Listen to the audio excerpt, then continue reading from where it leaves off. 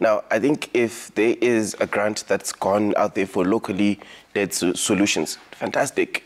But, you know, Kenya has GMOs at the same time. So what ideology is being driven around the grant that's been given, and what is it based on, and what's fueling that grant? You know, there's the whole notion around seed law as well in the country as well. And how does that interpret to building towards resilience pathways, as my previous speaker said?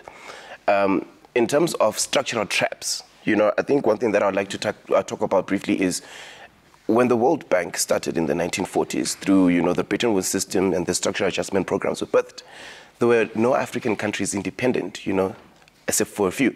Meaning that, you know, that system that determines our new economic activity back then was actually implemented in the time of colonialism and perpetuating inequality.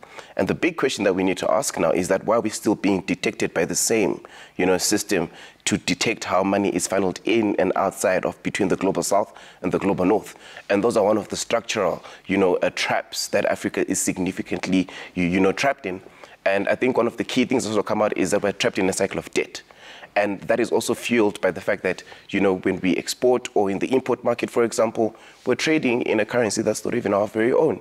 You know, that means that we have to, you know, fall in line with the changing market rates and exchange rates, meaning that we are caught in a cycle of debt. So I think over yearly, I think the start was done in 2015, yearly Africa loses over $2 trillion, you know, over such structural traps. And I believe that's something that we need to fundamentally address. You know, I think the summit, for example, spend over $30 million to prepare for it. And then we have big polluting countries like the United States coming and pledging another 30 million, just simply cancelling the money that was put in to bring everyone together into this space.